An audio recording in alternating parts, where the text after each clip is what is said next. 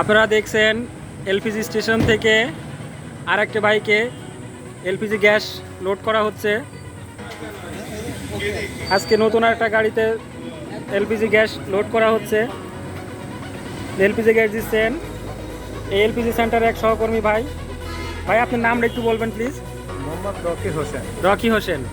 এই গ্যাস দিতে কি আপনাদের কোনো সমস্যা হয়? না ভাই। আচ্ছা, এই গ্যাসের একটু নিরাপত্তাটা কেমন বলেন তো? অনেকে ভয় পায় যে মানে তেলের মতনই, মানে লিকুইড তেল যেমন ওঠান ওই সেম সিস্টেমে। কোনো কি ভয়ের কোনো কারণ না, আছে? না, ভয়ের বাস্ট কোনো টাস্ট কারণ মারে এই ধরনের? না না কোনো। অনেকেই বলে যে ভাই বাস্ট মারবে, এ হবে, সেই দেখে হয়ে যাচ্ছে।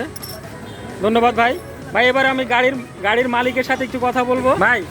ভাই আপনি একটু বলবেন যে আপনার গাড়ি কেমন চলতেছে সেটা বলেন এলপিজি করার পরে। আলহামদুলিল্লাহ খুবই ভালো। এলপিজি করার পরে আগে যে তেলের যে সাউন্ড এটা ছিল স্মুথ সাউন্ড, তার সাথে তো ভালো সাউন্ড পাইতেছে। মাইলেজ কেমন পাচ্ছেন? মাইলেজটা অনেক সুন্দর। অনেক সুন্দর। যেখানে তেলে 1 লিটারে 132 টাকা লাগতো, সেখানে আমার মাইলেজও 1 থাকবে এবং এলপিজিতে আমার 62 টাকায় 1 লিটার তেল পাবো। এই ক্ষেত্রে অনেক সাশ্রয় হবে। তার মানে আপনি অনেক সাশ্রয় হচ্ছে। হ্যাঁ, অনেক ভাই আপনার বাসাটা কোথায়?